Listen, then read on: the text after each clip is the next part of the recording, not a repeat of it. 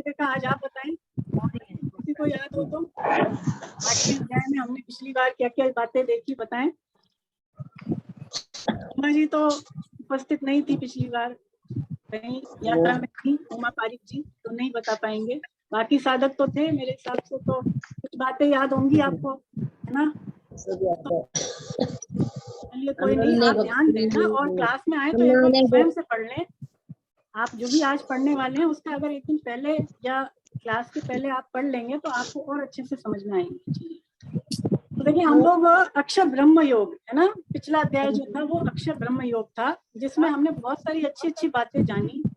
जैसे कि भगवान ने अलग अलग लोकों के बारे में बताया, गतियों के बारे में बताया, है ना, मार्गों के बारे में बताया। तो क्या देखा हमने पहले, क्या क्या क्या चीजें देखी। देखिए भगवान ये बताते हैं कि ब्रह्मा जी के दिन और रात कैसे होते हैं। ब्रह्मा जी के दिन और रात के बारे में हमने जाना ना, कि ब्रह्मा जी का जो दिन है वो बहुत बड़ा होता है। मानवीय दिन और रात तो छोड़िए, देवताओं के जो दिन और रात हैं वो उससे भी बड़े होते हैं, है ना। अब ब्रह्मा जी का जो दिन और रात है कितना होता है, वो 1000 चतुर्युगी के बराबर। 1000 चतुर्युगी के बराबर। चतुर्युगी क्या होता है? चतुर्युगी हमने क्या जाना, 4 युग मिला करके एक चतुर्युगी है ना। और हमने सबकी आयु कैलकुलेट की थी कि एक एक जो युग होते हैं उनकी क्या क्या आयु है, क्या एज है ना। अभी जैसे कलयुग है तो कलयुग की कितनी आयु है? 4,32,000 4,32,000 है ना। तो कलयुग का ही हम समझे कि दुगना द्वापर और उसका तिगुना त्रेता, चौगुना सतयुग, है ना। तो इस प्रकार से चारों युग मिलाकर के एक चतुर्युगी होता है। और ऐसे 1000 चतुर्युगी बीत जाने पर देवताओं के, सॉरी मानवीय 1000 चतुर्युगी बीत जाने पर ब्रह्मा जी का एक दिन होता है। और इतनी बड़ी ब्रह्मा जी की रात्रि होती है ना। तो इस हिसाब से ब्रह्मा जी की जब आयु 100 वर्ष की हो जाती है तब क्या होता है बताएं। ब्रह्मा जी की आयु 100 वर्ष होने पर क्या होता है? प्रलय आती है, फिर महाप्रलय। प्रलय आती है, महाप्रलय आती है और सारे प्राणी, सारी प्रकृति लीन हो जाती है ना। प्रकृति किसमें लीन होती है? भगवान में। हाँ, भगवान में लीन होती है।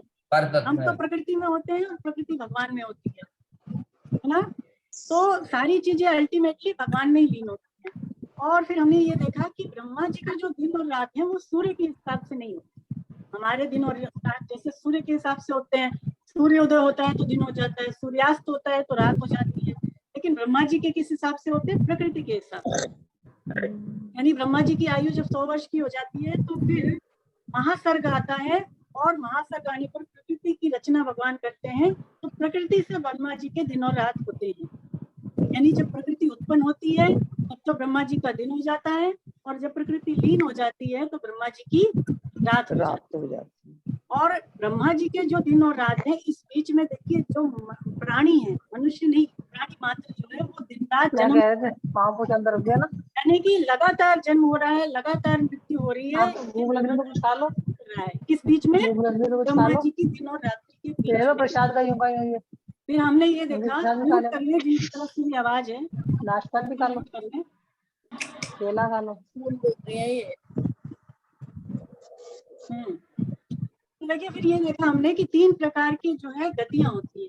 कौन कौन सी? ऊर्ध्व गति, मध्य गति और अधोगति, है ना।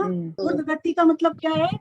ऊर्ध्व गति में जाने वाले 2 तरह के प्राणी होते हैं। एक तो वो जो संसार में आते हैं वापस, और दूसरे वो जो संसार में नहीं आते। मध्य गति क्या होती है? यानी मनुष्य लोक में आना, यानी कि पृथ्वी लोक में आना मध्य गति है ना। हम सभी मध्य गति में हैं, मध्य लोक में कह सकते हैं। और इसके बाद अधोगति। अधोगति यानी कि नरकों और आसुरी योनियों की तरफ चले जाना, वो अधोगति है ना। तो ये 3 प्रकार की गतियां होती हैं। फिर हमने ये जाना कि भगवान ने अलग अलग मार्गों के बारे में बताया, शुक्ल मार्ग और कृष्ण मार्ग, है ना। एक होता है दक्षिणायन की तरफ से जाना, एक होता है उत्तरायण की तरफ से जाना। तो ये हम सभी समझते हैं। तो हमारे जो 6 महीने की उत्तरायण है वो देवताओं के दिन है, हमारी जो 6 महीने की दक्षिणायन है वो देवताओं की रात है। अभी जो है रात चल रही है, देव सो रहे हैं ऐसे कहते हैं ना। तो अभी जो है देवताओं की रात है। तो इस तरह से जो उत्तरायण और दक्षिणायन से जाते हैं वो लोग ये प्रायः समझते हैं कि वो तो मुक्त होते हैं उत्तरायण से जाने वाले, और दक्षिणायन से जाने वाले यानी कृष्ण मार्ग से जाने वाले की मुक्ति नहीं होती है। लेकिन हमने गीता में जाना कि ऐसा कोई भी बंधन नहीं है, ऐसे कोई भी जो है इसमें बाधा नहीं है। यदि हमारे अंदर अंत समय में देखिए सूक्ष्म कामनाएं रह जाती हैं तो मनुष्य कहाँ जाएगा? ब्रह्मलोक तक जाएगा। ब्रह्मलोक, कोई कुछ कह रहे हैं? हाँ, तो ब्रह्मलोक तक जाकर के वहां पर ब्रह्मा जी के साथ वो भोगों को भोगेगा जब तक ब्रह्मा जी की आयु है। और जब ब्रह्मा जी की मुक्ति होगी, ब्रह्मा जी की आयु 100 वर्ष होने पर, तो वहां पर वो जीव ब्रह्मा जी के साथ मुक्त हो जाता है। एक तो ये गति होती है। दूसरी होती है कि अगर हमारे अंदर बहुत सारी कामनाएं हैं, काम भाव है, और उस समय यदि हमारी मृत्यु होती है तो फिर हम कहाँ जाते हैं? चंद्रलोक तक जाते हैं। चंद्रलोक में जाकर के दिव्य भोगों को भोगते हैं। अलग अलग लोक है ना, ऊपर जो है ऊपर के लोग बहुत सारे हैं, तो वहां पर जाके भोगों को भोग करके जब पुण्य समाप्त होते हैं तो वापस लौट के मृत्यु लोक में आ जाते हैं। देखिए जो ऊंचे ऊंचे लोग हैं, उर्ध्व लोग हैं, उनमें केवल मनुष्य मात्र ही डायरेक्ट जा सकते हैं ना, बाकी प्राणी नहीं जा सकते। क्यों? क्योंकि 84 लाख योनियां ऐसे कहा जाता है। तो जितने अन्य जीव हैं मनुष्य के अलावा, वो क्रम से ऊंचे ऊंचे लोकों में जाते हैं। यानी पहले वो जो उनका पाप और पुण्य जो फल भोग है वो उसको भोगेंगे, और उसके बाद ही वो ऊंचे ऊंचे लोकों में जाएंगे। लेकिन मनुष्य शरीर एक ऐसा दुर्लभ अवसर है कि हम इसी जन्म में डायरेक्ट जो है ऊर्ध्व लोकों में जा सकते हैं ना। अगर हम इस तरह के कर्म करें, इस तरह से अंत समय में यदि हमारा चिंतन हो, तो हम डायरेक्टली ब्रह्मलोक को पार करके और उससे भी आगे जा सकते हैं। लेकिन बाकी सारे जो जीव हैं 84 लाख योनियों में जाकर के क्रम वाइज वो ऊंचे ऊंचे लोकों में जाते हैं, अथवा भगवान यदि कृपा कर दें, देखिए तब भी वो जा सकते हैं। बहुत अच्छा। ये एक जो है जरूरी बात है हमने जानी कि अंत समय का चिंतन बड़ा महत्वपूर्ण होता है। इस अध्याय में हमने देखा कि जैसी अंत में हमारी मति होती है वैसी हमारी गति है ना। तो इस हिसाब से हमें हर समय भगवान श्री कृष्ण का चिंतन करना चाहिए। जैसे कि इस अध्याय में भगवान 7वें श्लोक में अर्जुन से कह चुके हैं कि तू सब समय मेरा स्मरण कर और युद्ध भी कर। मतलब हर समय भगवान रहेंगे तो क्या होगा कि अंत समय आएगा तो निश्चित रूप से भगवान याद रहेंगे, और फिर परम तत्व की परम ज्ञान की प्राप्ति भी हो जाएगी। भगवान लास्ट में क्या कहते हैं इस अध्याय में कि जितने भी शुभ कर्म है, शास्त्र विहित कर्म जो है, यज्ञ दान तप जैसे कर्म, वो सारे नाशवान फल देने वाले। यदि उनको सकाम भाव से करते हैं तो उनका फल क्या होता है? नाशवान ही होता है। ज्यादा से ज्यादा क्या होगा? अगर हम ऊंचे ऊंचे यज्ञ दान तप करेंगे तो हम हो सकता है ब्रह्मलोक तक भी पहुंच जाएं, लेकिन वहां जाकर के भी वापस इस मृत्यु लोक में आना पड़ेगा।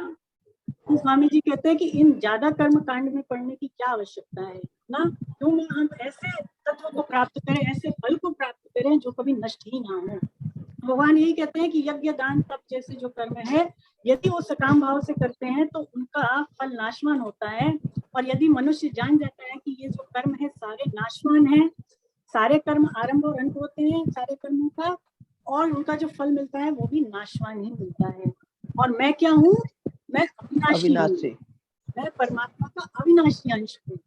जब हम ऐसा जान जाते हैं, कोई मनुष्य जब ऐसा जान जाता है, तो ब्रह्मलोक तक के जो भोग हैं, ब्रह्मलोक तक के लोगों से उसकी अरुचि हो जाती है।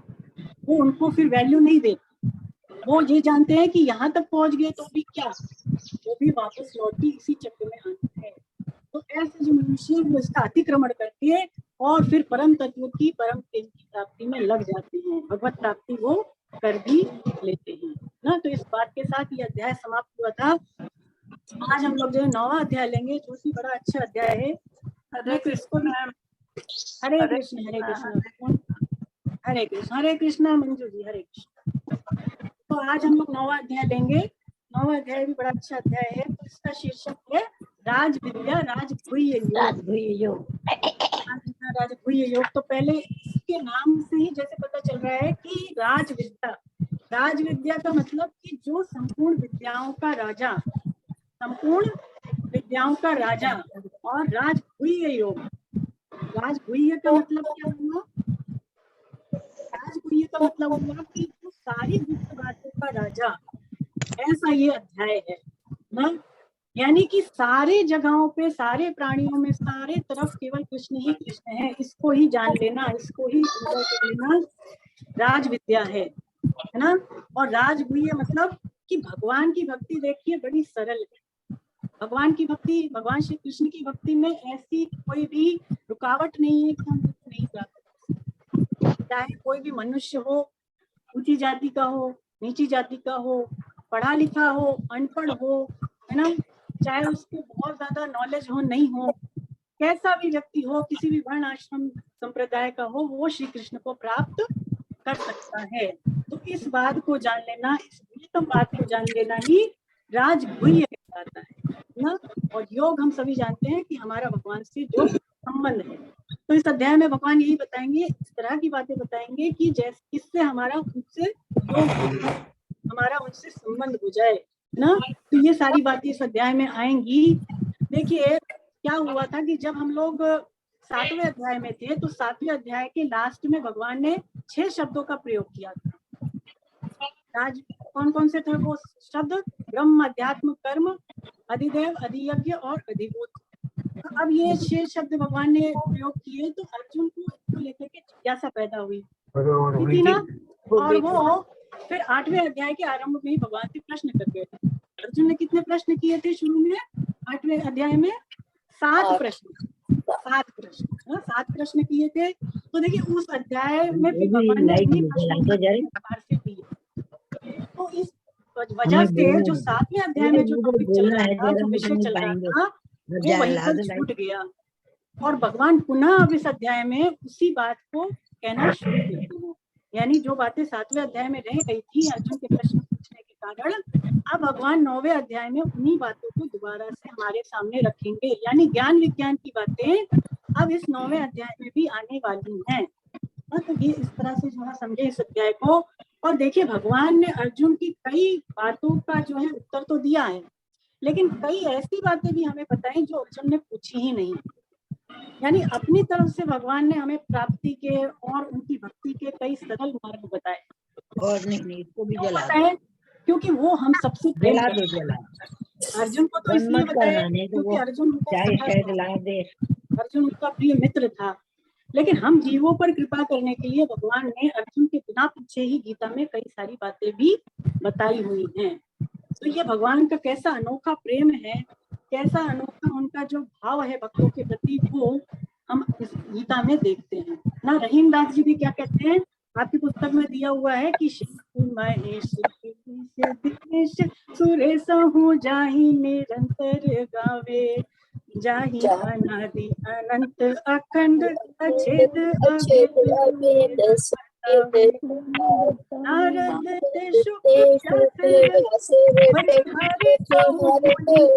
न पावे, ताहि अहिर की छोहरिया छछिया भर छाछ पे नचिया गावे, ताहि अहिर की छोहरिया छछिया भर छाछ पे नचिया गावे। तो भगवान कैसे सरल हैं, कैसे वो अपने भक्तों से प्रेम करते हैं, वो सारी बातें गीता पढ़ते हैं तो पता चलती हैं। कैसे वो कृपा कर रहे हैं, कैसे वो हमको अपनी प्राप्ति का, अपने पास बुलाने का सरल मार्ग बता रहे हैं, कैसे तैसे जीव उनकी ओर आकर्षित हो जाए, खिंच जाए, प्रेम जग जाए, आदि आदि बातें गीता के माध्यम से भगवान हम सबके सामने रख रहे हैं, है ना।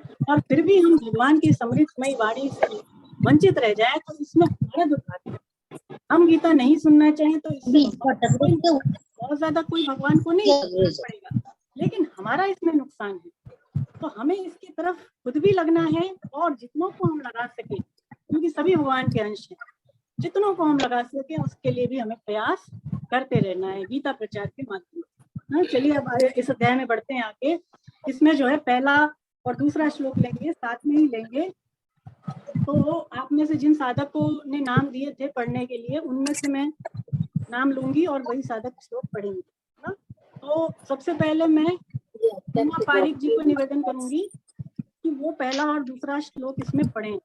9वें अध्याय का पहला और दूसरा श्लोक पढ़िए। हरे कृष्णा मैम। हरे कृष्णा।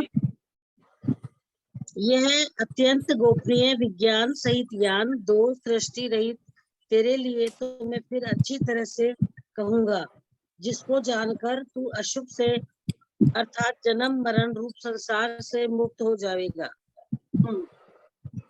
हरे कृष्ण। तो आपने पहला ही पढ़ा है, पहले समझ लें, फिर दूसरा पढ़ेंगे आप, ठीक है जी।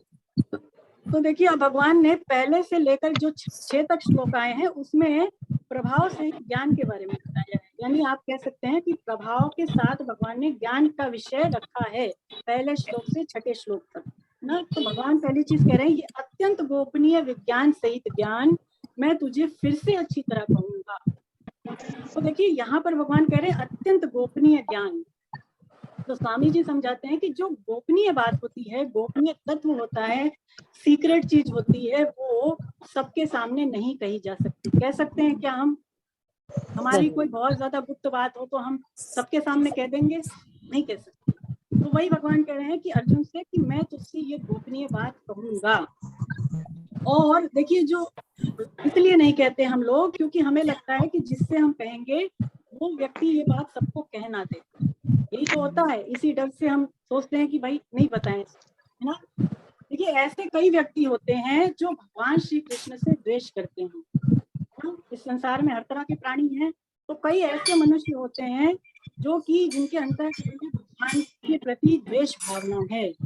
तो स्वामी जी कहते हैं कि ऐसे मनुष्यों के सामने अगर भगवान ये गोपनीय बात कह दें तो वो इसका उल्टा अर्थ निकाल लेंगे। क्या निकालेंगे? कि भाई भगवान तो गीता में स्वयं ही अपनी प्रशंसा कर रहे हैं, भगवान ने स्वयं ही इसमें अपनी बड़ाई की हुई है। तो ऐसा उल्टा वो जो है दिमाग लगाएंगे, उल्टी सोच रखेंगे। इस कारण से भगवान ने मानो कहा है अर्जुन से कि गोपनीय बात जो है वो मैं सिर्फ तेरे सामने कहूंगा।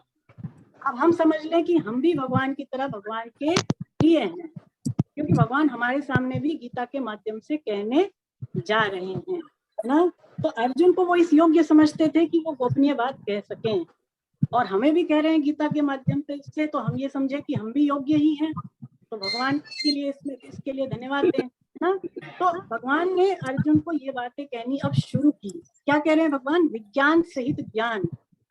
तो विज्ञान सहित ज्ञान की परिभाषा पहले भी आई थी 7वें अध्याय। क्या थी वो परिभाषा? कि श्री कृष्ण ही संपूर्ण संसार के महाकारण हैं। ऐसा मानने को तो हमने जाना कि ये ज्ञान है, कृष्ण ही संसार के महाकारण है, कृष्ण के सिवा इस सृष्टि का, इस प्रकृति की कोई सत्ता है नहीं।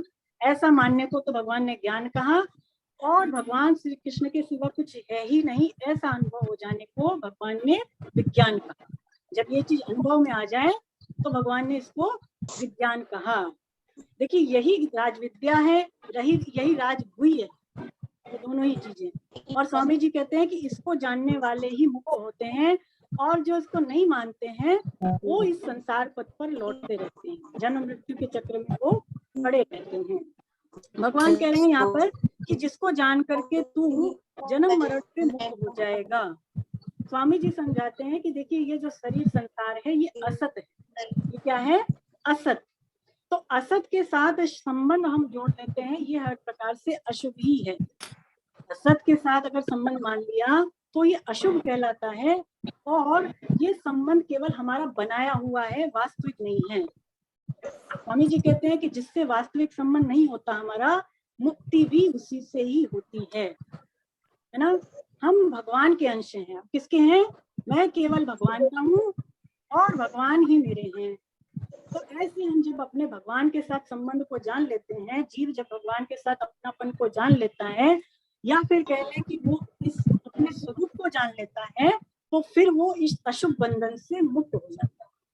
अशुभ बंधन मतलब ये जो शरीर संसार में बंधना, भव चक्र में बंधना, है ना। भगवान जैसे कह रहे हैं ना, जिसको जान करके तू अशुभ से मुक्त हो जाएगा, यानी जो जन्म मृत्यु का जो चक्र है, शरीर संसार में जो बनना है, इससे मुक्त हो जाएगा। देखिए, संसार जो है वो प्रकट दिखाई देता है। स्वामी जी समझाते हैं श्लोक के बारे में, संसार प्रकट है, परंतु जो कर्मयोग, जो भगवान ने कर्मयोग की बातें बताई, वो प्रकट नहीं होने के कारण वो गुह्य मानी गई। वो क्या मानी गई है? गुह्य। और जो ज्ञान योग है वो उससे भी ज्यादा गुह्य है, तो उसको गुह्यतर कहा है। कर्मयोग को गुह्य कहा है, और जो ज्ञान योग है उसको गुह्यतर कहा है। लेकिन देखिए, जो भक्ति योग है वो तो उससे भी ज्यादा गुप्त है, इसलिए उसको गुह्यतम कहा है। उसको क्या कहा है? गुह्यतम। 3 चीजें हैं, गुह्य, गुह्यतर और गुह्यतम। तो कर्म योग क्या है? कर्मयोग गुह्य और ज्ञान योग गुह्यतर है, भक्ति योग गुह्यतम। स्वामी जी समझाते हैं कि ब्रह्म लोक तक के जो लोग हैं वो अशुभ हैं, वो अशुभ ही हैं। क्यों? क्योंकि वहां तक जा करके भी संसार में आना पड़ता है, इसलिए वो लोग भी अशुभ माने गए हैं। और जब गुह्यतम तत्व को जान जाते हैं तो ही हमारी मुक्ति हो पाती है, गुह्यतम यानी भक्ति योग के द्वारा ना।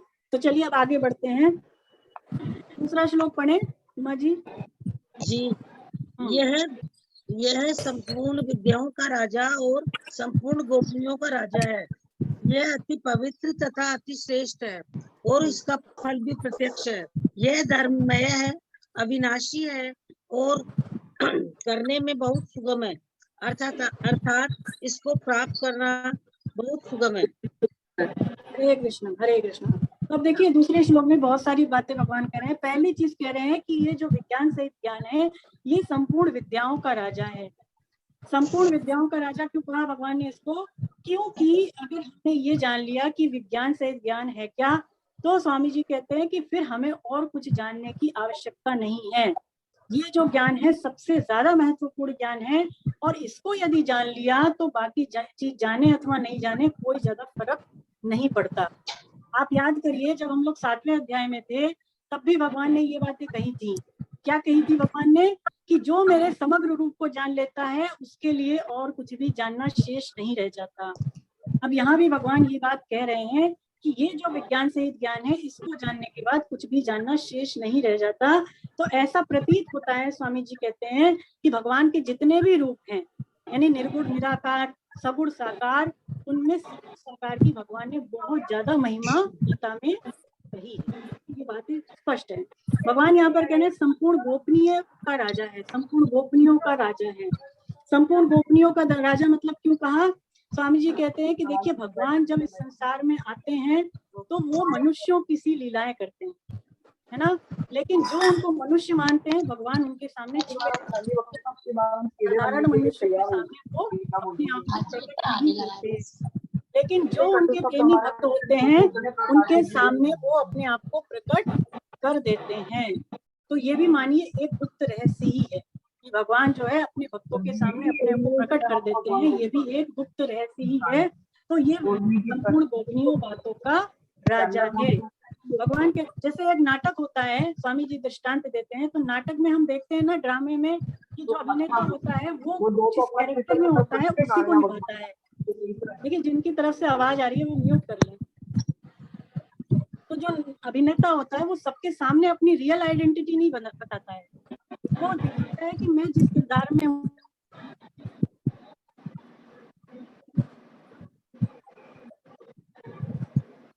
है तो अवतार लेते हैं तो अपने आप को नहीं वो जनाते, जो प्यारे भक्त हैं उनके सामने ही जनाते हैं। ये एक गुप्त बात भगवान कह रहे हैं कि अति पवित्र है। अति पवित्र स्वामी जी कहते हैं कि ये जो विज्ञान से ज्ञान विद्या है इसके समान दूसरी पवित्र करने वाली विद्या है नहीं। क्यों नहीं है? क्योंकि जैसे जैसे हम इसको जानेंगे हमारे में बहुत ज्यादा परिवर्तन आता चला जाएगा। स्वामी जी समझाते हैं चाहे कोई कितना ही पापी से पापी व्यक्ति हो, दुराचारी से दुराचारी हो, अगर उसने ये विज्ञान से ज्ञान हासिल कर लिया तो वो तत्काल धर्मात्मा हो जाता है ना। तो इसीलिए ये जो है अति पवित्र। देखिए भगवान जो है वो पवित्र है, भगवान जो है पवित्र है और भगवान से जुड़ी हुई जितनी भी चीजें हैं वो भी पवित्र मानी गई है। क्योंकि भगवान का नाम गुण लीला धाम कथा कीर्तन श्रवण जप तप ध्यान सारी चीजें पवित्र हैं और स्वामी जी कहते हैं वो प्राणियों को पवित्र करने वाली हैं, तो वो अति पवित्र है। भगवान कह रहे हैं अति श्रेष्ठ है। अति श्रेष्ठ क्यों? क्योंकि इसके बराबर स्वामी जी कहते हैं कुछ भी नहीं है, ना कोई व्यक्ति, ना कोई घटना, ना कोई परिस्थिति, ना कोई क्रिया, कोई भी इसके समान है नहीं। ये अति श्रेष्ठ है। इसका फल भी प्रत्यक्ष है। इसका फल प्रत्यक्ष कैसे है? क्योंकि जैसे जैसे हम इसको जानेंगे, जितना जितना हम इसको अनुभव करेंगे तो अपने में विलक्षणता पाएंगे। जैसे जैसे इस विज्ञान सहित ज्ञान का अनुभव होता जाता है वैसे वैसे हमें अपने अंदर भी विलक्षणता का अनुभव होता जाता है। देखिए हमने ये जाना गीता में कि कर्म योग से तो शांत आनंद की प्राप्ति होती है, ज्ञान योग से अखंड आनंद की प्राप्ति होती है और भक्ति योग से अनंत आनंद की प्राप्ति होती है। अनंत प्रेम की प्राप्ति होती है, ये भी इसका प्रत्यक्ष फल ही है। और एक चीज और है कि जब हम भगवान में लगते हैं, देखिए, तो हमारे जितने भी विकार हैं, भय, शोक, चिंता आदि, वो भी मिटने लगते हैं। ऐसा होता है ना ऐसा कि हम निर्भय हो जाते हैं, तो ये भी इसका प्रत्यक्ष फल ही है। स्वामी जी कहते हैं, आगे कहते हैं भगवान की ये धर्ममय है। तो धर्ममय क्यों कहा भगवान ने? स्वामी जी समझाते हैं कि जब हम श्री कृष्ण को लक्ष्य करके कुछ भी काम करते हैं, यानी हमारा लक्ष्य, हमारे जो है उद्देश्य केवल भगवान को पाने का जब हो जाता है, तो उनको लक्ष्य करके जो कुछ भी कर्म करते हैं, कर्तव्य कर्म, वो सारा धर्ममय हो जाता है, वो सारा का सारा धर्ममय हो जाता है। देखिए, चाहे हम संसारी काम करें और चाहे हम पारमार्थिक काम करें, यदि लक्ष्य भगवान बन गए तो वो सारे के सारे धर्म के अंतर्गत ही हैं। भक्त के जितने लक्षण हैं, स्वामी जी कहते हैं वो धर्म में, भक्त जो भी साधन करे वो भी क्या है? धर्म में। भगवान यहाँ पर कह रहे हैं कि अविनाशी है, करने में बड़ा सुगम है। अविनाशी हम सभी समझते हैं कि ऐसा ये जो ज्ञान है, इसको जानने के बाद जो है अविनाशी तत्व की प्राप्ति होती है, नाशवान की नहीं होती है, अविनाशी की। और करने में भी बड़ा सुगम है। करने में सुगम क्यों है? क्योंकि इसी अध्याय में भगवान 26वें श्लोक में ये कहेंगे कि भक्त मुझे जो कुछ भी अर्पण करता है उसको मैं आत्मसात कर लेती हूँ। यानी हम भगवान को जो भी खिलाते हैं, भगवान उसको ग्रहण कर लेते हैं। देखिए, अगर हम चीजों को अपनी मान करके भगवान को देंगे, तब तो भगवान इसको कई गुना कर देंगे। और यदि चीजों को भगवान की मान के भगवान के अर्पण करेंगे तो क्या होगा? भगवान हमें अपने आप को दे देंगे। कितनी प्यारी बात स्वामी जी समझाते हैं। हाँ, तो भगवान स्वयं को देने को तैयार हैं। इसमें हमें क्या परिश्रम करना पड़ा? स्वामी जी कहते हैं केवल अपनी भूल मिटानी है, मैं केवल भगवान का हूँ, इस बात को स्वीकार करना है, इस बात को स्वीकार करना है। देखिए, सब जगह श्री कृष्ण ही श्री कृष्ण है, सारे व्यक्तियों में, सारी वस्तुओं में, सारी परिस्थितियों में केवल श्री कृष्ण है। केवल हमारी दृष्टि जड़ता की तरफ हो गई तो स्वामी जी कहते हैं कि भगवान अनुभव में नहीं आ रहे, भगवान नित्य प्राप्त होते हुए भी अनुभव में नहीं आ रहे। लेकिन अगर हमने केवल इसको मान लिया कि मैं भगवान का हूँ और भगवान ही मेरे हैं, तो फिर भगवान का अनुभव भी हो जाएगा, है ना। यानी सब कुछ श्री कृष्ण है, इसमें परिश्रम नहीं है, इसमें केवल स्वीकृति है, इसमें केवल स्वीकृति ही है। चलिए आगे पढ़ें, तीसरा श्लोक। अरे एक रिक्वेस्ट है कि आप हरे कृष्णा सर, नरेंद्र सर, सारे म्यूट कर दीजिए, सारे डिस्टरबेंस आ रहे हैं, म्यूट कर दीजिए सबको। म्यूट कर दूं? हाँ, तीसरा पढ़े, 1 मिनट। उमा जी अनम्यूट रहेंगे और बाकी सभी म्यूट हो जाएंगे। पढ़े उमा जी। हरे कृष्ण। तीसरा श्लोक पढ़े। आपकी आवाज नहीं आ रही है, आप अनम्यूट करें अपने आप को। हे परंतप, इस धर्म की महिमा पर श्रद्धा न रखने वाले मनुष्य मुझे प्राप्त न होकर मृत्यु रूप संसार के मार्ग से लौटते रहते हैं, अर्थात बार बार जन्मते मरते हैं। हरे कृष्णा। हरे कृष्णा, हरे कृष्णा। तो भगवान कह रहे हैं कि इस धर्म की महिमा पर श्रद्धा न रखने वाले मनुष्य मुझे प्राप्त न होकर के बार बार जन्मते मरते रहते हैं। देखिए, हमारा धर्म क्या है, मनुष्य का धर्म क्या है? वैसे तो गीता में बहुत सारी बातें हैं धर्म के विषय में, लेकिन स्वामी जी बताते हैं हमारा जो वास्तविक धर्म है वो केवल यही है कि हम श्री कृष्ण को अपना मान करके सारे कर्मों को उनके लिए करें, है ना। सारे कर्मों को भगवान की प्रसन्नता के लिए करना ही मनुष्य का वास्तविक धर्म है। और परधर्म क्या है? परधर्म यह है कि शरीर संसार से संबंध जोड़ना, शरीर संसार में लगना, ये परधर्म हो गया। स्वामी जी कहते हैं कि बड़े आश्चर्य की बात है। आवाज आ रही है आप सबको? जी मैम। हाँ आ रही मैम। हाँ जी, हाँ जी।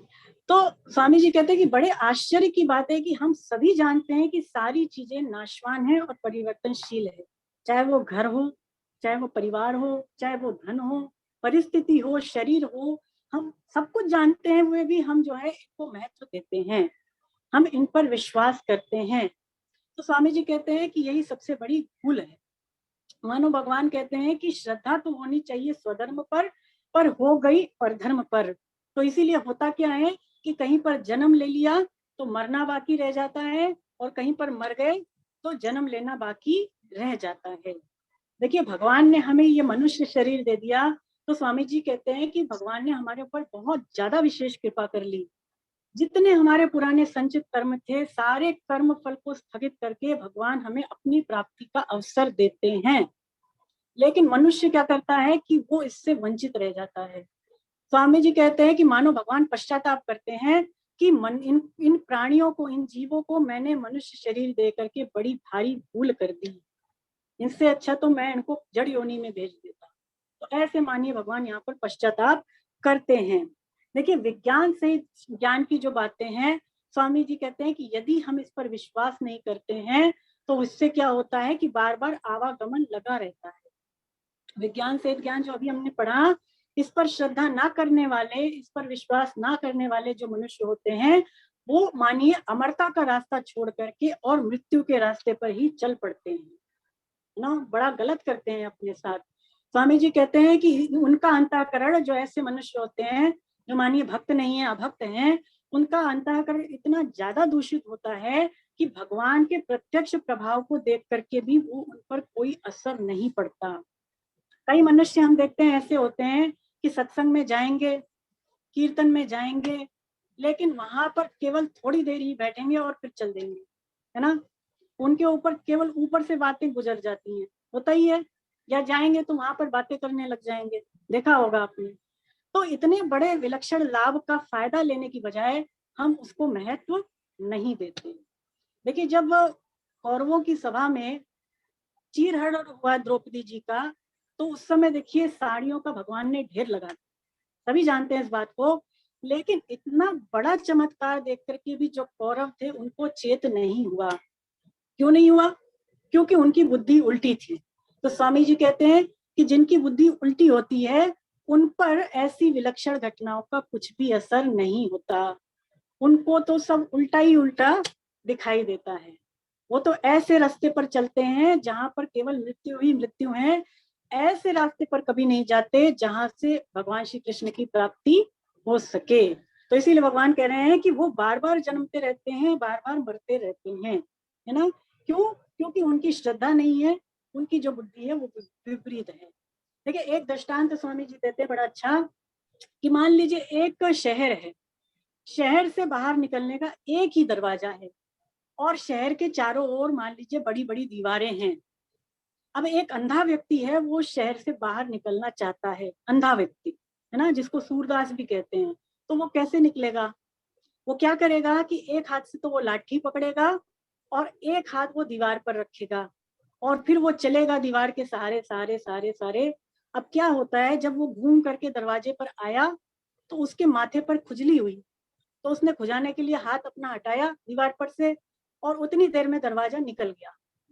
अब दोबारा उसने दरवाजे पर हाथ रख लिया, दरवाजा आया निकलने के बाद, फिर वो घूम घूम करके लाठी पकड़ पकड़ के दरवाजे तक आया और जैसे ही दरवाजा आया फिर उसको खुजली हुई, उसने अपना हाथ हटाया माथे पर खुजाने के लिए, फिर दरवाजा निकल गया।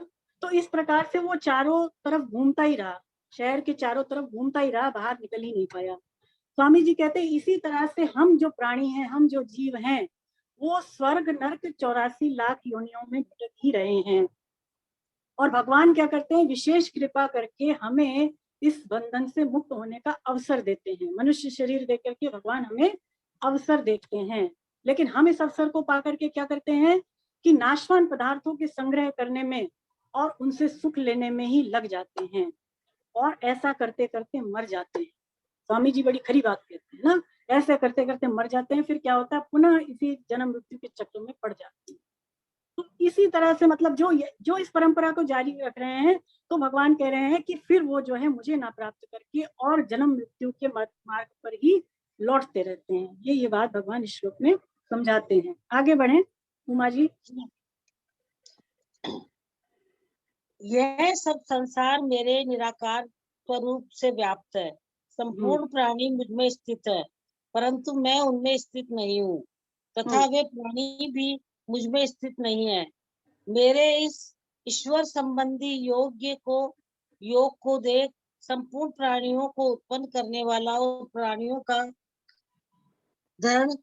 धारण भरण पोषण करने वाला मेरा स्वरूप उन प्राणियों में स्थित नहीं है।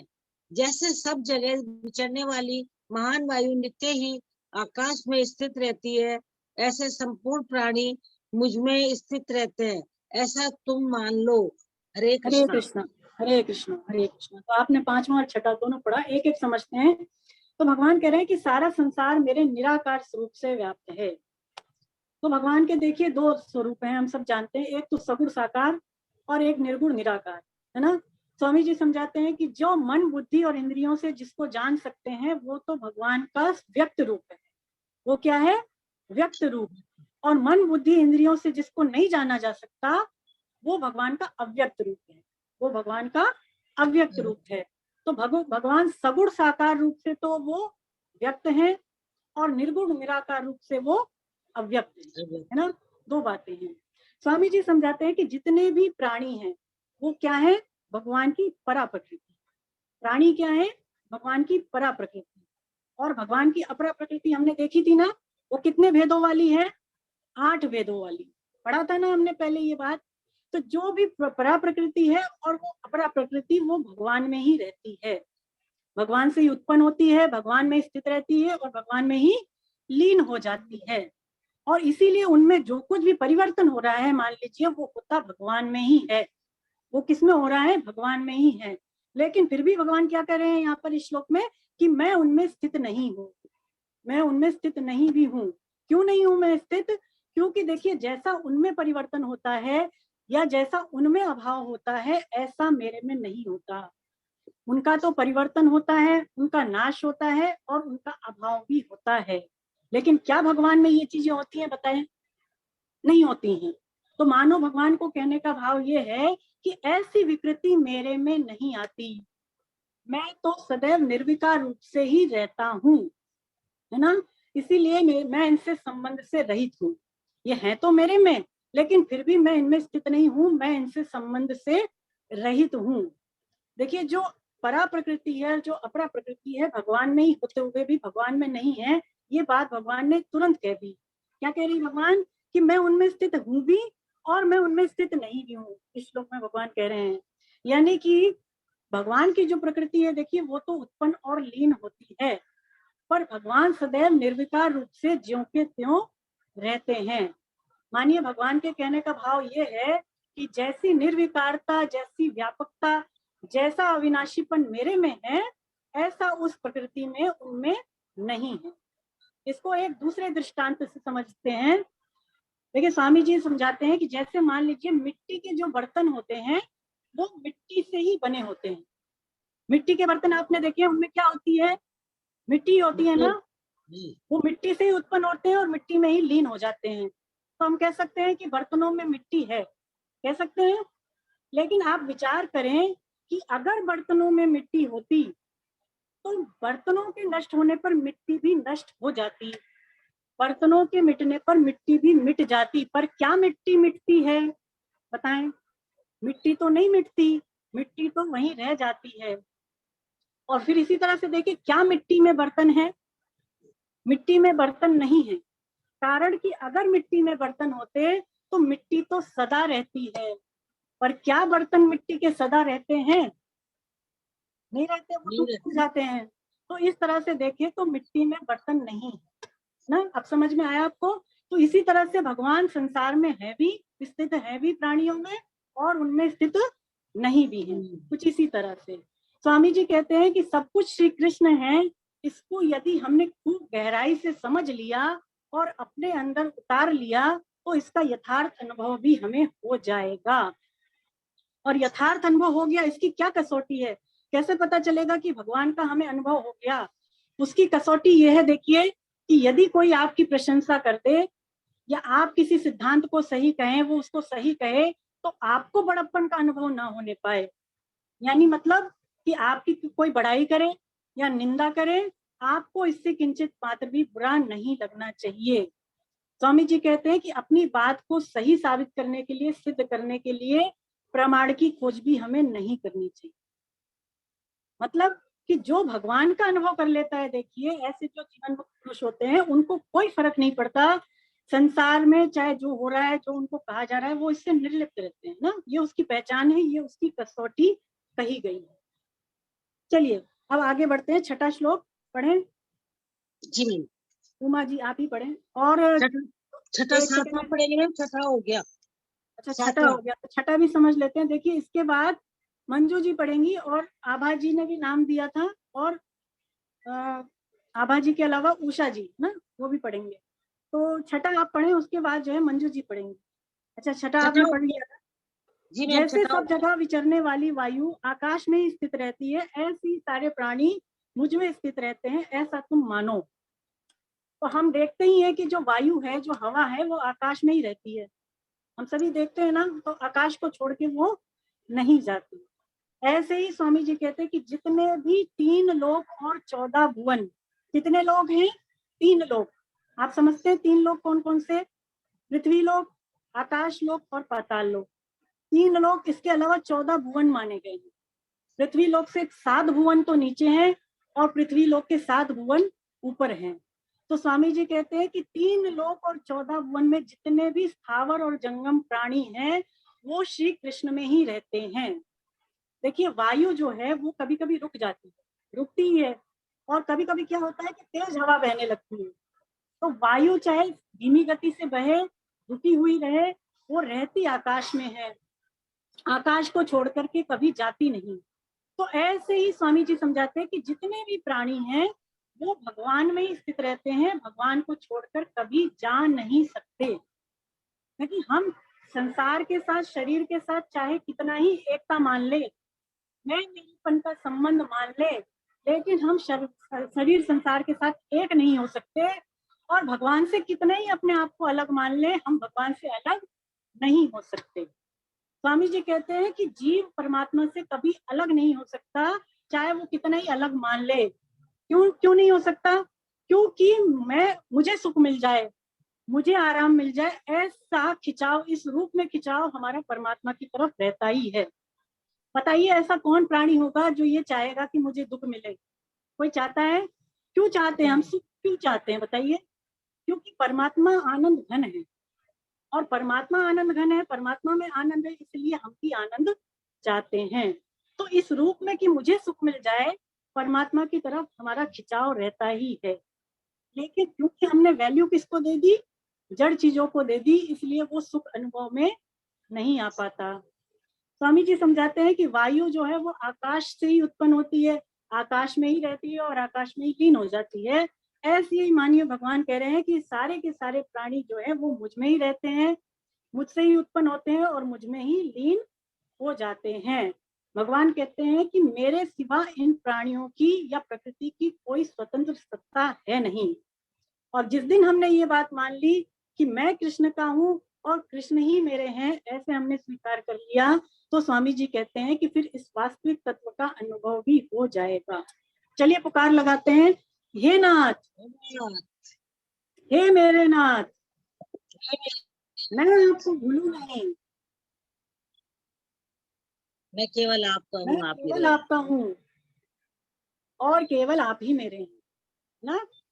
तो ऐसे हम पुकार लगाते रहें, परमात्मा से अपनापन करते रहें, तो जैसा संतों का कहना है कि इसका यथार्थ अनुभव भी फिर हमें हो जाएगा। चलिए अब 7वां श्लोक पढ़ें।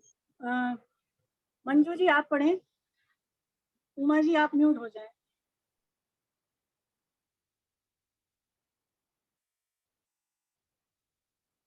ज्योति शंकर के नाम से है ना? हाँ पढ़िए मंजू शंकर जी। सर्वभूतानि कौन्तेय प्रकृतिं यान्ति मामिकाम् कल्पक्षय पुनस्तानि कल्पादौ विसृज्याम्यहम् प्रकृतिं स्वामभ्यं विसृजामि पुनः पुनः भूतग्राम्यमं कृत्स्नं वशं प्रकृते वशात्।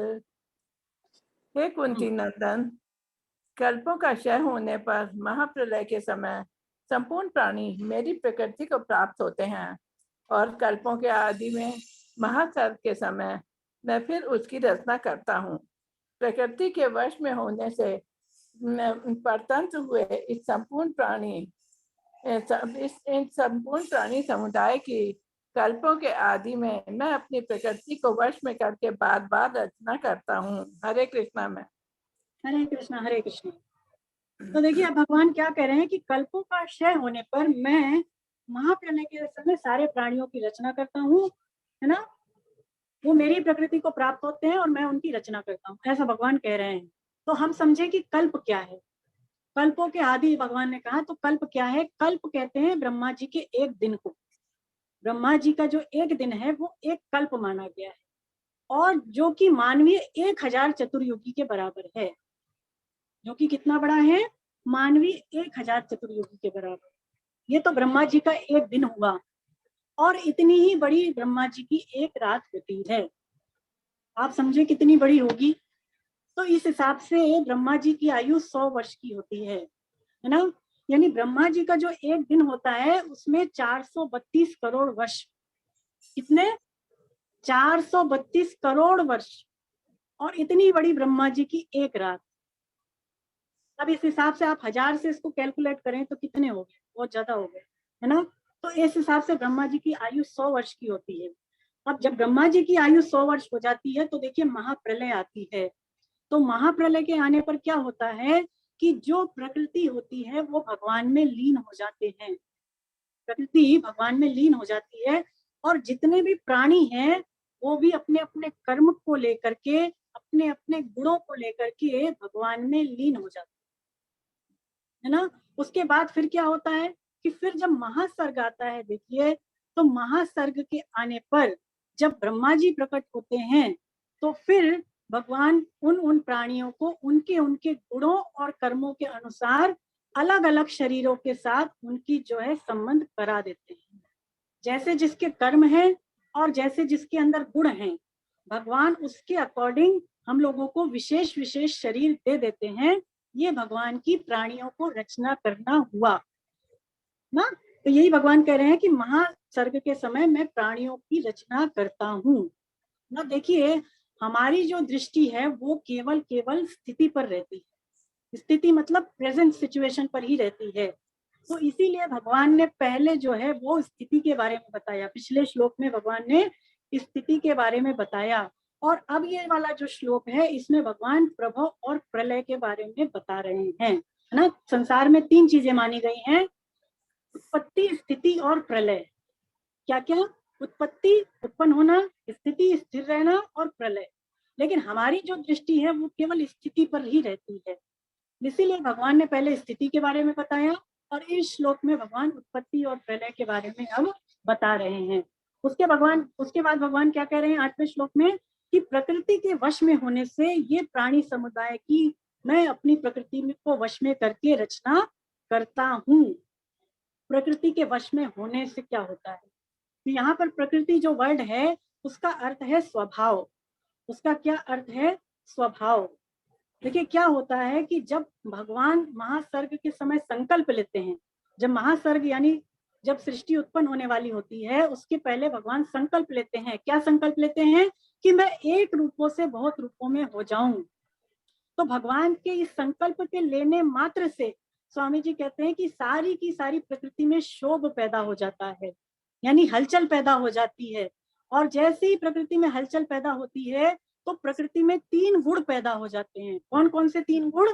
सतोगुण, रजोगुण और तमोगुण। और तीनों ही गुणों से फिर देखिए 3 लोकों में, 3 लोक कौन कौन से? पृथ्वी लोक, आकाश लोक और पाताल लोक। स्वर्ग लोक कह ले, पृथ्वी लोक, मृत्यु लोक कह ले, या फिर पाताल लोक, है ना, नरक, जहाँ पर नरक आदि चीजें हैं। तो वहां पर फिर 3 प्रकार के प्राणी पैदा हो जाते हैं अपने अपने गुण और कर्म के अनुसार। कौन कौन से प्राणी? सात्विक प्राणी, राजस प्राणी और तामस प्राणी, ना 3 प्रकार के प्राणी उत्पन्न हो जाते हैं। स्वामी जी कहते हैं कि ये जो प्राणी हैं ये महाप्रलय के समय प्रकृति में लीन हो गए। क्या हो गए थे? लीन हो गए थे। तो एक प्रकार से जो प्रकृति का कार्य है, प्रकृति का कार्य क्या माना गया है? ये शरीर और संसार। तो प्रकृति का कार्य तो प्रकृति में लीन हुआ, और भगवान का जो अंश है, जो चेतन है, वो किसमें लीन हुआ महाप्रलय के समय? वो भगवान में लीन हुआ, है ना।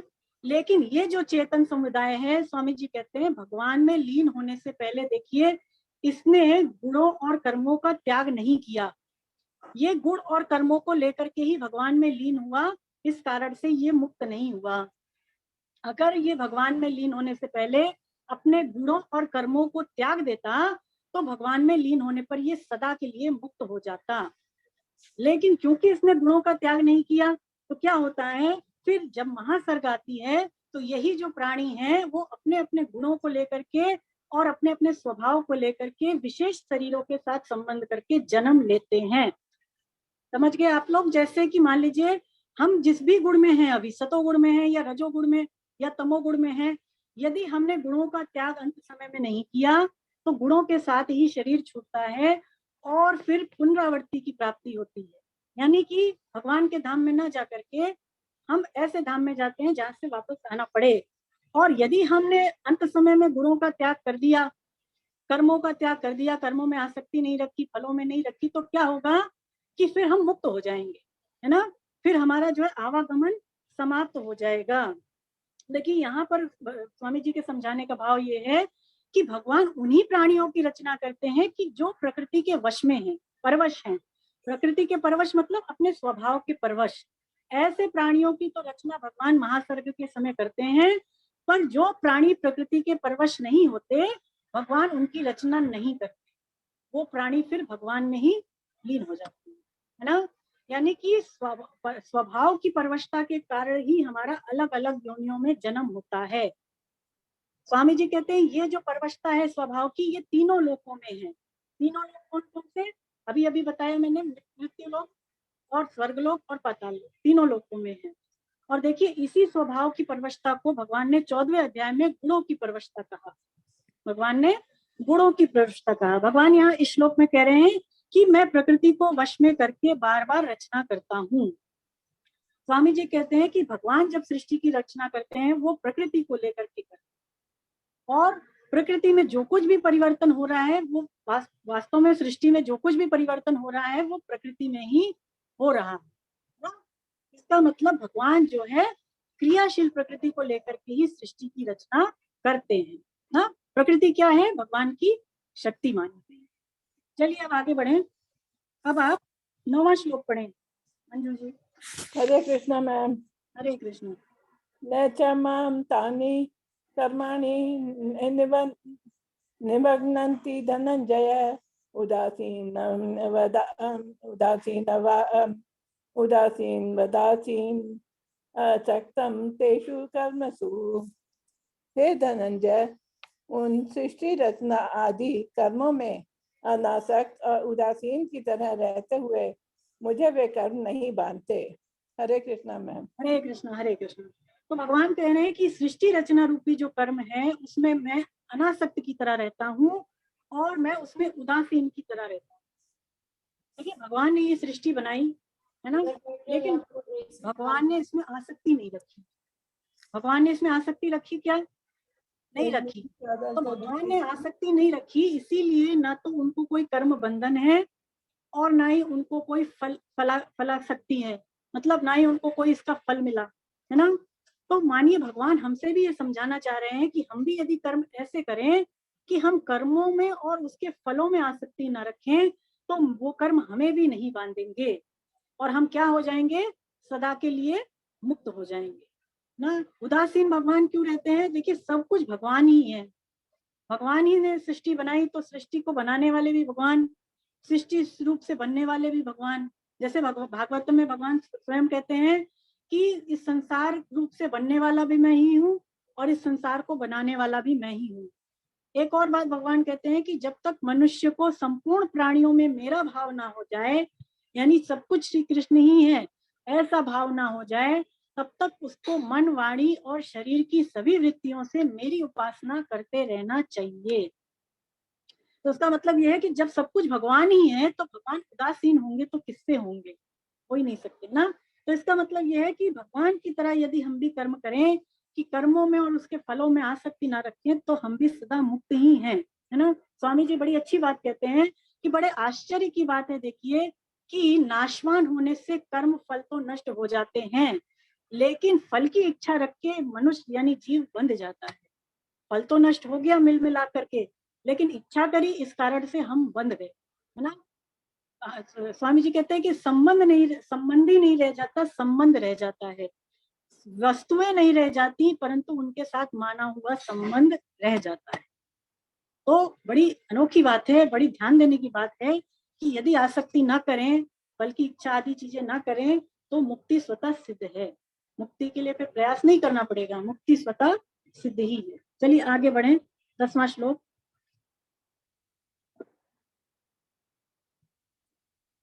आप म्यूट हैं,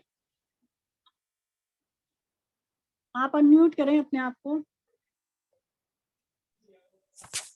हरे कृष्णा मैम। हरे कृष्णा। हरे कृष्णा। हरे कृष्णा। हरे कृष्णा। मया अध्यक्षेण प्रकृति श्रूयते सचराचरम हेतुनानेन कौन्तेय जगत परिवर्तिते। प्रकृति मेरी अध्यक्षता में चराचर से संपूर्ण जगत की रचना करती है। हे कुंती नंदन, इसी हेतु से जगत का विविध प्रकार से परिवर्तन होता है। हरे कृष्ण। हरे कृष्ण। तो देखिए इस संसार में बहुत सारी चीजें हो रही हैं। स्वामी जी कहते हैं कि जैसे मान लीजिए कहीं पर तो बर्फ जम रही है ना, और कहीं पर हीटर से जो है कोई चीज पिघल रही है, कहीं पर तो देखिए लिफ्ट से चढ़ना उतरना हो रहा है ना, इत्यादि इत्यादि। संसार में बहुत सारी A to Z चीजें हो रही हैं, लेकिन वो सारी जो चीजें हो रही है वो हो रही है यंत्रों के द्वारा, यानी कि बिजली के द्वारा। यंत्रों में जो शक्ति है वो बिजली की है ना। संसार में अनेक चीजें हो रही है, जैसे मान लीजिए कोई भी मशीन चल रही है, या फिर रेफ्रिजरेटर से जो है बर्फ जम रही है, या हम लिफ्ट से चढ़ रहे हैं उतर रहे हैं, ये सारा का सारा डिवाइस से हो रहा है, यानी कि यंत्रों से हो रहा है। और यंत्रों में जो शक्ति है वो किसकी है? वो बिजली की, वो बिजली की है। अगर बिजली नहीं होगी तो क्या यंत्र काम कर सकते हैं? बताएं, नहीं कर सकते। तो यंत्रों की जो शक्ति है वो बिजली से है। बिना बिजली के यंत्र जो है उनकी कोई सामर्थ्य नहीं है कि वो कोई भी कार्य कर सके। डिवाइस जो चलती है वो इलेक्ट्रिसिटी से, और अगर बिजली नहीं होगी तो वो नहीं चलेगी, है ना। हाँ, हमारा जो फोन है, अपना जो फोन है वो भी किससे चल रहा है? वो भी बिजली से ही चल रहा है। अगर कल को मान लीजिए 2 दिन के लिए बिजली नहीं हो तो हमारा फोन चलना बंद हो जाएगा। तो इसी तरह से जो भी चीजें हो रही हैं वो बिजली के द्वारा। तो इसी तरह से संसार में भी जो कुछ हो रहा है, देखिए स्वामी जी बता रहे हैं कि जैसे मान लीजिए अनंत ब्रह्मांडों की जो रचना हो रही है, इसको जो संहार हो रहा है, इसको जो सृजन हो रहा है, और इसके अलावा जो अनेक घटनाएं हो रही हैं, परिस्थितियां हो रही हैं, विभिन्न तरह की उत्पत्ति प्रलय आदि आदि आकृतियां हो रही हैं, वो सारा का सारा प्रकृति में हो रहा है। वो हो रहा है प्रकृति में, लेकिन वो हो रहा है भगवान की अध्यक्षता में। इसका मतलब कि प्रकृति को जो सत्ता स्फूर्ति मिलती है वो कृष्ण से मिलती है, और तभी ऐसे प्रकृति विचित्र कार्य कर पाती है। जैसे बिजली की शक्ति से यंत्र काम करते हैं, ऐसी ही श्री कृष्ण की शक्ति से प्रकृति कार्य करती है। तात्पर्य ये हुआ कि बिजली में अनेकों शक्तियां हैं, वो प्रकट होती हैं यंत्रों के द्वारा। बिजली में है बहुत ज्यादा पावर, लेकिन वो किससे दिखती है? डिवाइसेस के द्वारा। और इसी तरह से भगवान में भी अनेकों शक्तियां हैं, परंतु वो प्रकट होती हैं प्रकृति के द्वारा, प्रकृति के द्वारा ना। तो इसका मतलब ये नहीं समझ लें कि बिना प्रकृति के भगवान कार्य नहीं कर सकते, ये भी हम इसका अर्थ नहीं निकालें। देखिए प्रकृति और भगवान अलग नहीं। प्रकृति, भगवान कह तो रहे हैं कि प्रकृति को लेकर के सृष्टि की रचना करता हूँ, लेकिन ऐसा मान लें कि प्रकृति की भी कोई सत्ता है नहीं। स्वामी जी कहते हैं न प्रकृति की सत्ता है और न कर्मों की सत्ता है, सत्ता केवल और केवल श्री कृष्ण की ही है ना। भगवान केवल मनुष्य,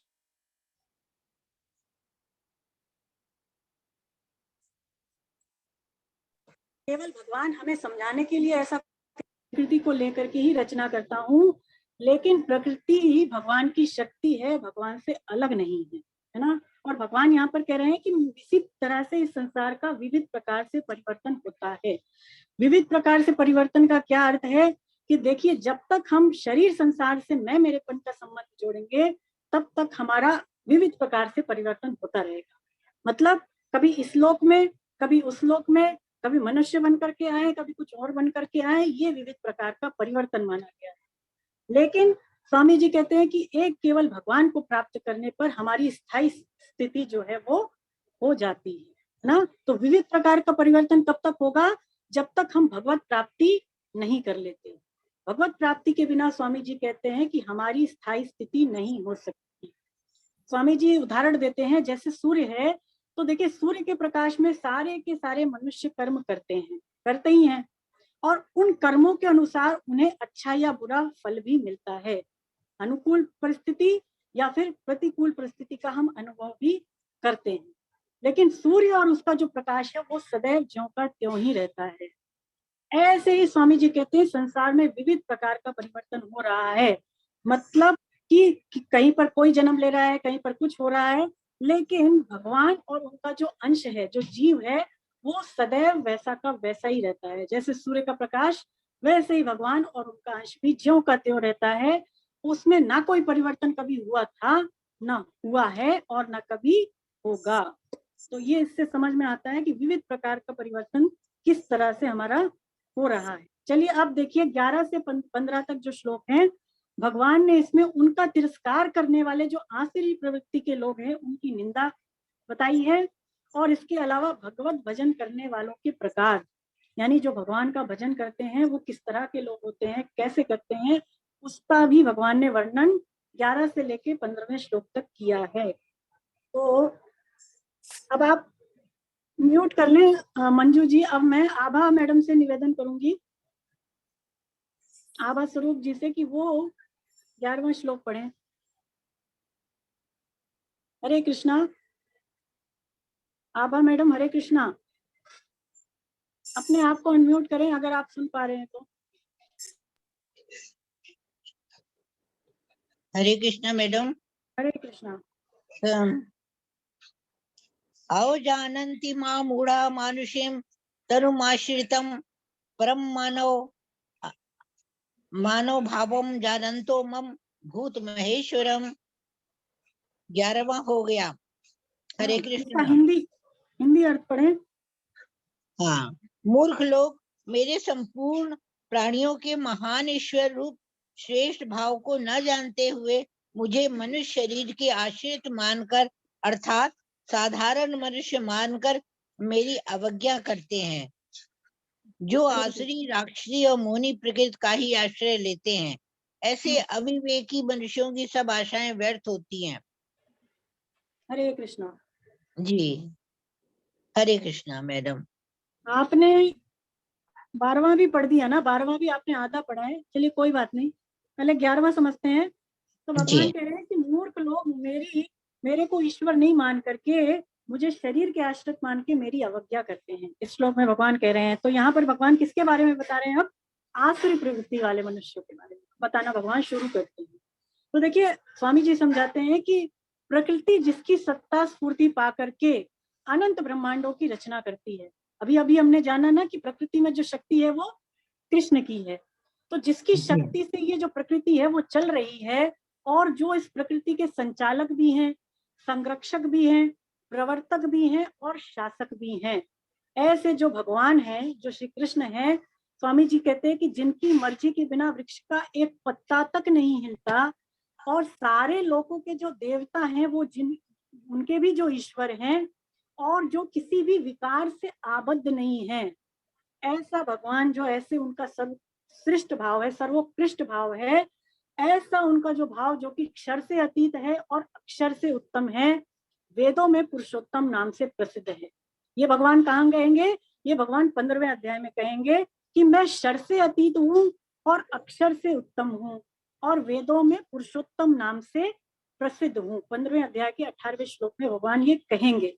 तो ऐसा भगवान का जो सर्वश्रेष्ठ भाव है, उसको जो अज्ञानी मनुष्य होते हैं, मूर्ख मनुष्य होते हैं, भगवान कह रहे हैं कि वो उसको नहीं जान करके और वो उसकी अवज्ञा कर देते हैं। देखिए जो मूर्ख मनुष्य होते हैं, जो मूढ़ होते हैं, वो भगवान श्री कृष्ण को साधारण मनुष्य मानते हैं। क्या मानते हैं?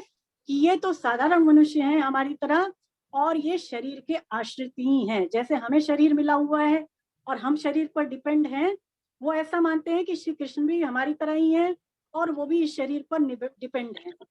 देखिए शरीर पर निर्भर तो वो लोग होते हैं जिन्हें किसी कर्म के बदले मनुष्य शरीर मिला है।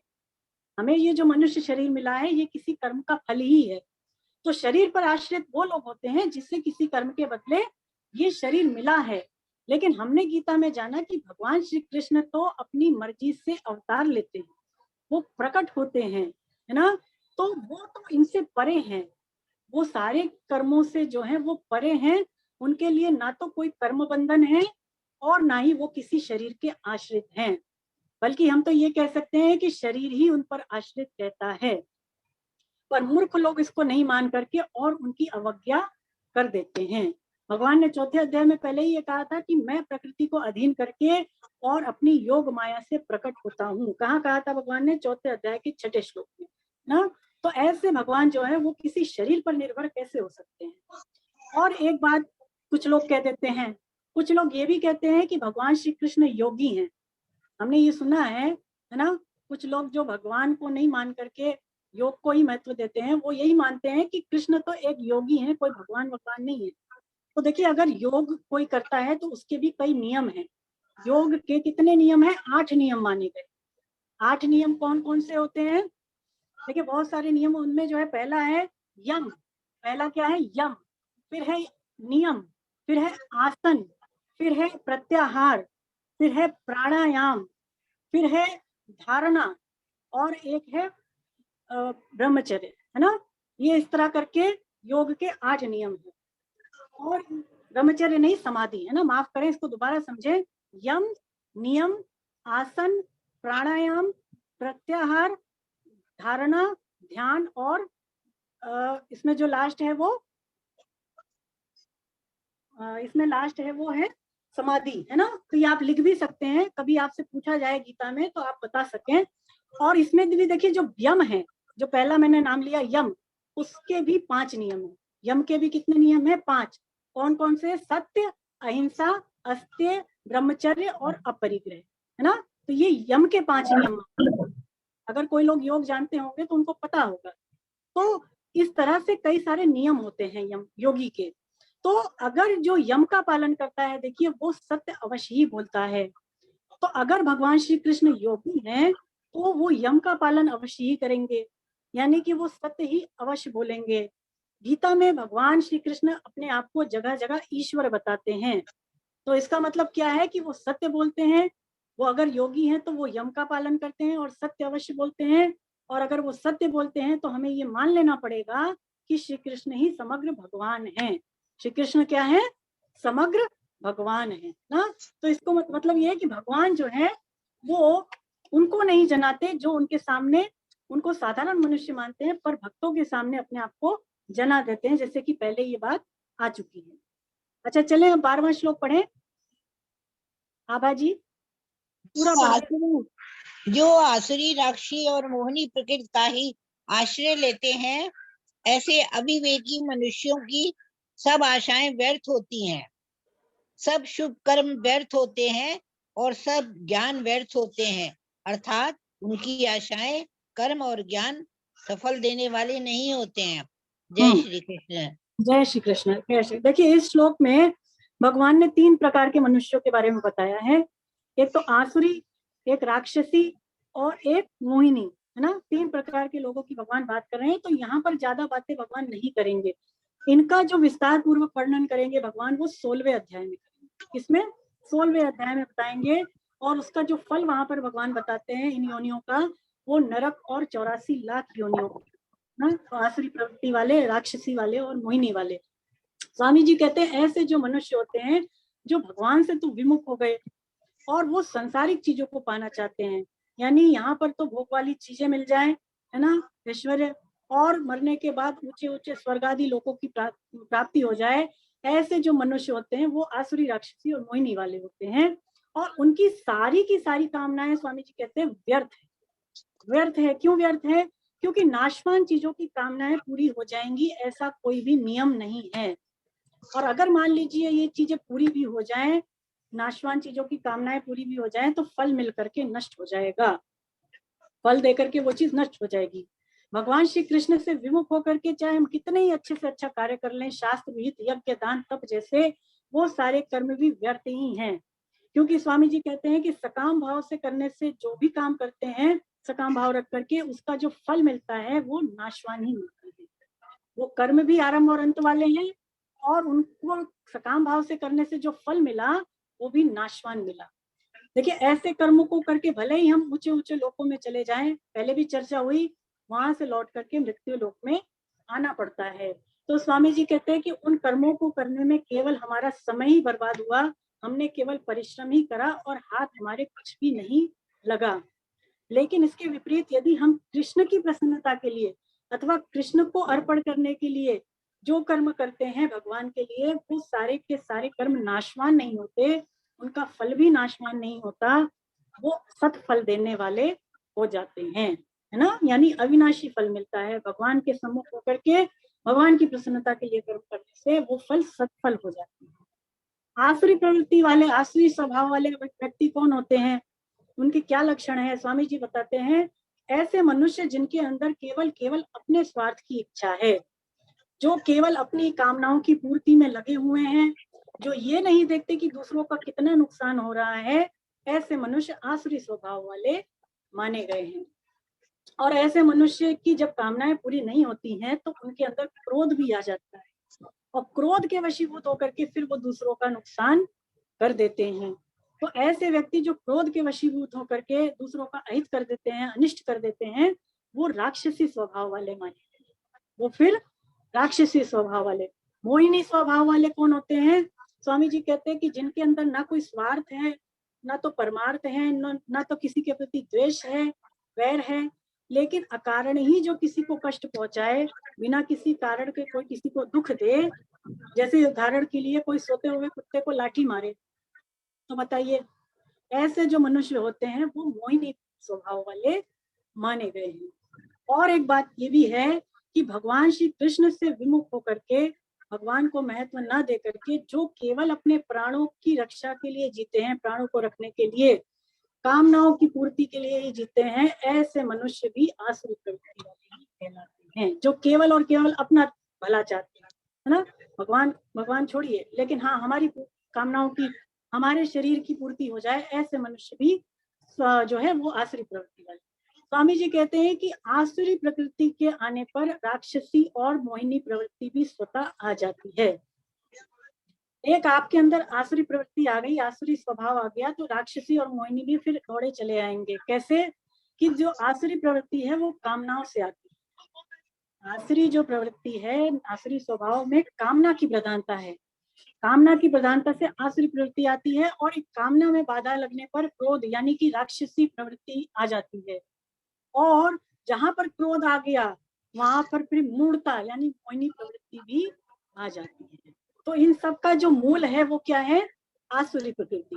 आसुरी प्रकृति आएगी तो आसुरी प्रकृति के बाद फिर राक्षसी और मोहिनी तो स्वतः ही आ जाएगी, है ना। तो इसीलिए कोशिश करें कि कामनाओं का त्याग करें, जैसे कि पहले ही भगवान कह दिए तीसरे अध्याय में कि कामना ही समस्त पापों की जड़ है ना। तो कामना न रहने से मनुष्य जो है फिर भगवान में लग जाता है। चलिए अब आगे बढ़े। परंतु हे 13वां श्लोक पढ़िए। पढ़ी क्या?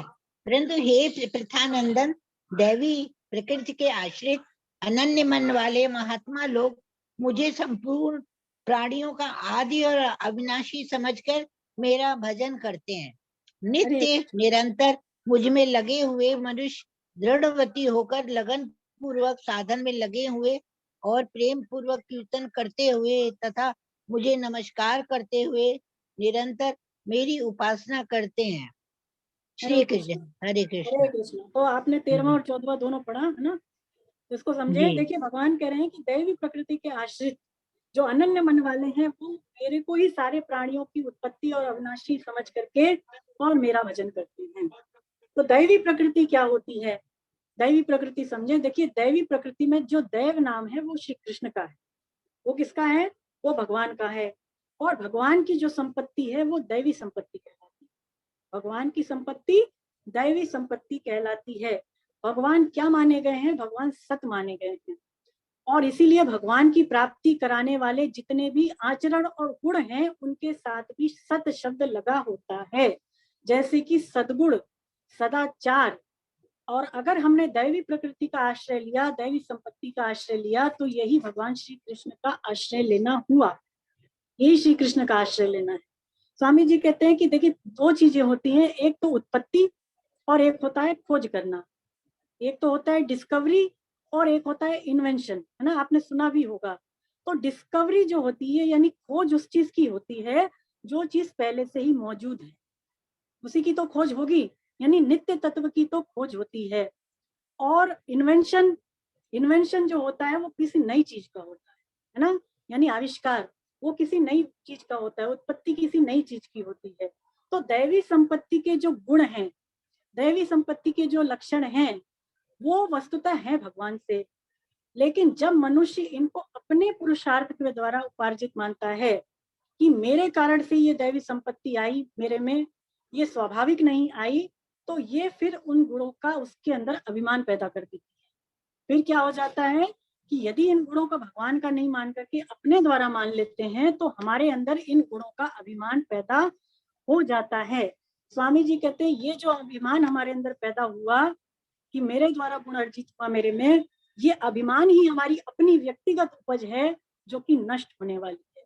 ये केवल अभिमान ही हमने पैदा किया, बाकी तो भगवान से आई है हमारे में अच्छी चीजें, है ना। इसका मतलब यह है कि दैवी संपत्ति की जो भी लक्षण है, क्वालिटीज हैं, यदि मनुष्य उनको अपने बल के द्वारा अर्जित मानता है तो इन गुणों का उसके अंदर अभिमान पैदा हो जाता है। जैसे मान लीजिए कोई सच बोले तो वो ऐसा सोचे कि सच तो केवल मैं ही बोलता हूँ, बाकी तो सारे मनुष्य झूठ बोलते हैं। ऐसे किसी के अंदर अभिमान आ सकता है सच बोलने का भी। तो ऐसा यदि वो अभिमान मान रहा है तो वस्तुतः ये जो अभिमान आया है उसके अंदर, यही उसकी अपनी क्वालिटी है जो उसने अपने द्वारा पैदा की, है ना। लेकिन अगर दैवी संपत्ति के गुणों को भगवान के द्वारा मानते हैं, भगवत स्वरूप मानते हैं कि मेरे में भगवान से आई हैं, तो फिर इन गुणों का हमारे अंदर अभिमान नहीं आता। स्वामी जी कहते हैं फिर तो हमारे अंदर नम्रता आती है, विनम्रता आती है, सरलता आती है। दैवी संपत्ति कब आएगी हमारे अंदर? जब हम भगवान श्री कृष्ण की ओर चलेंगे, है ना। श्री कृष्ण के अंदर तरफ चलने से ही हमारे अंदर दैवी संपत्ति आती है। और इन संपत्ति, दैवी संपत्ति का आश्रय लेकर के हम भगवान की ओर आगे बढ़ भी सकते हैं। और भगवान की तरफ चलेंगे इन संपत्ति का आश्रय लेकर के, तो फिर हमारे अंदर अभिमान नहीं आएगा। फिर हमारे अंदर जैसे मैंने बताया सरलता ही आएगी, विनम्रता ही आएगी, और हमारा साधन भी जो होगा वो बड़े उत्साह पूर्वक होगा। फिर हम अपना साधन जो कर पाएंगे भगवान को पाने का, उसमें बहुत ज्यादा लग जाएंगे। तो ऐसा हम जो अपने अंदर अच्छी क्वालिटीज हैं, जो अच्छे गुण हैं, उनको भगवान की माने, है ना। ये माने कि ये जो मेरे में अच्छे गुण आए वो मेरे द्वारा नहीं आए, अभी तो भगवान के ही हैं, या भगवान ने ही मेरे में ला दिए। तो ऐसा हम भगवान का इसको मान करके भगवान के सम्मुख हो जाएं, ना कि इनको अपने द्वारा जो है अर्जित माने। अच्छा, भगवान इस श्लोक में कह रहे हैं कि अनन्य मन वाले मेरे को संपूर्ण प्राणियों का आदि और अविनाशी मानते हैं। अनन्य मन वाला भगवान कहते हैं। तो अनन्य मन से क्या तात्पर्य है? स्वामी जी कहते हैं कि जिसके मन में किसी का भी भरोसा नहीं है, विश्वास नहीं है, आश्रय नहीं है, जो केवल और केवल कृष्ण पर ही आश्रित है, कृष्ण से ही संबंध जोड़े है, अपनापन किए है, वही अनन्य मन वाला कहलाता है। मेरे को इस संसार का आदि और अविनाशी मानने का मतलब कि संसार के पहले भी भगवान थे, संसार जब है तब भी भगवान है, और जब प्रलय आएगी तब भी भगवान रह जाएंगे। ऐसे जो भगवान को जानता है वो फिर भगवान में ही जो है लग जाता है। भगवान का भजन स्वामी जी कहते हैं चाहे हम कैसे भी करें, कैसे भी करें, मतलब चाहे हम हंस के करें, चाहे रो के करें, चाहे हम जो है प्रसन्नता से करें, खिन्नता से करें, उससे हमें लाभ ही लाभ, है ना। कई ऐसे जो है जिन्होंने द्वेष किया उनको भी भगवान मिले। तो भगवान का, श्री कृष्ण का भजन चाहे कैसे भी करा जाए उससे तो लाभ ही है। लेकिन भगवान के साथ जब अनन्य भाव से संबंध जोड़ करके भजन करते हैं तो उससे तो बहुत अधिक लाभ मिलता है। उससे जो लाभ मिलता है वो कहीं ज्यादा मिलता है। स्वामी जी कहते हैं कि मैं केवल कृष्ण का हूँ और कृष्ण ही मेरे हैं। ऐसा अपना भगवान के साथ संबंध जोड़ करके जब साधक, जब भक्त अपने आप को भगवान के ही अर्पण कर देता है और संपूर्ण कर्मों को भगवान की प्रसन्नता के लिए ही करता है, तो फिर यही उसका अनन्य मन से भजन करना हुआ। यही फिर उसका अनन्य मन से भजन करना हुआ। यानी चाहे कुछ भी करे, वो करेगा किसके लिए? केवल भगवान की, कृष्ण की प्रसन्नता के लिए।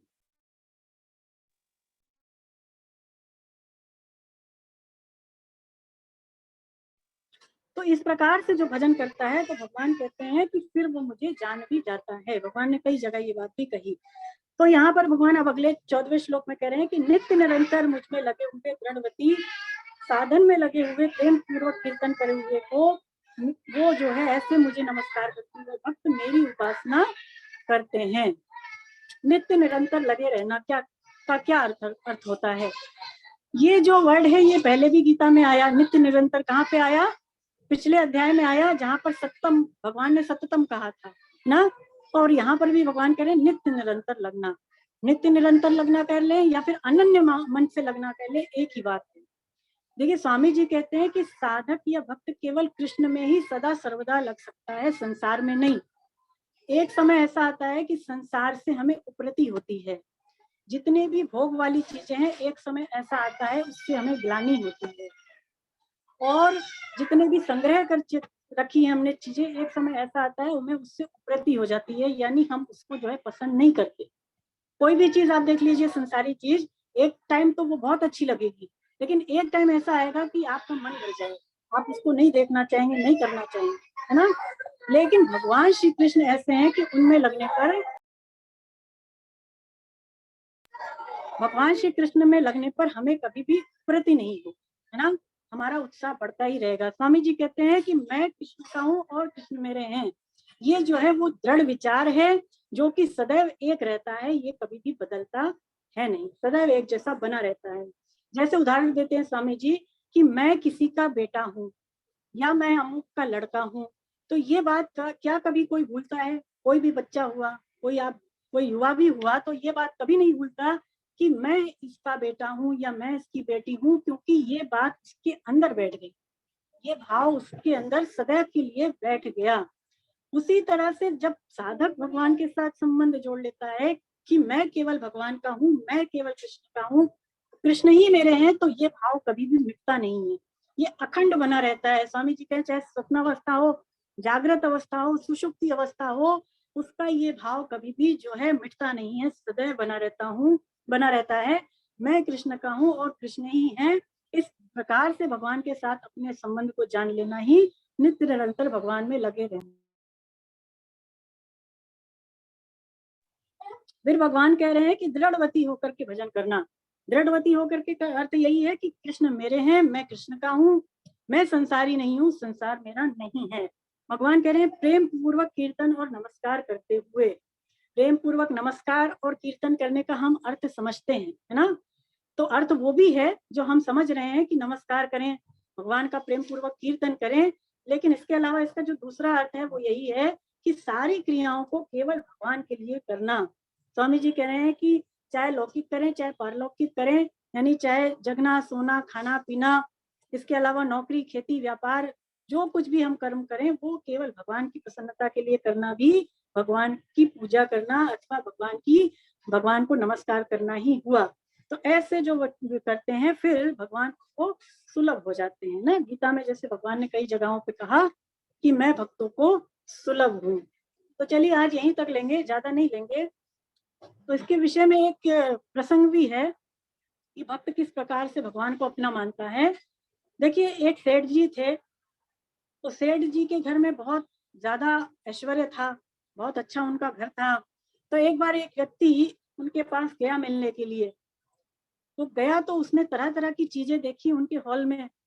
तो वो पूछता है सेठ जी कि आपके घर में ये जो फोटो लगी है ना बड़ी सुंदर है, तस्वीर बड़ी सुंदर है, तो ये किसकी है ना।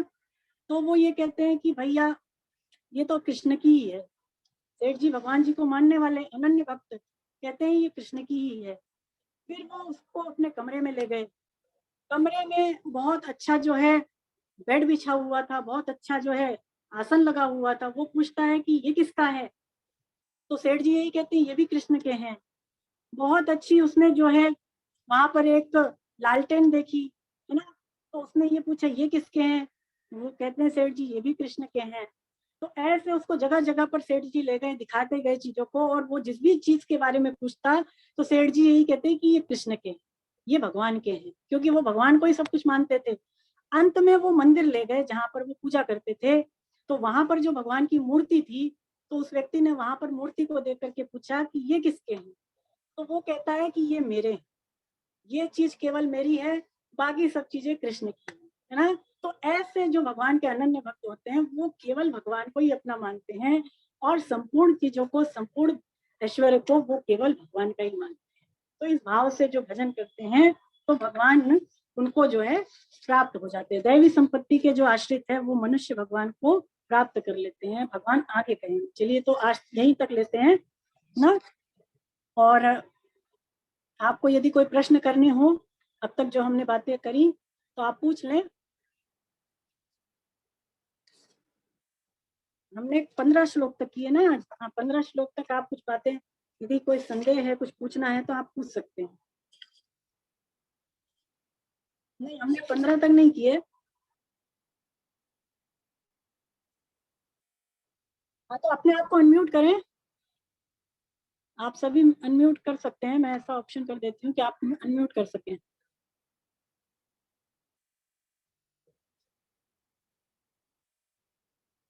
हाँ,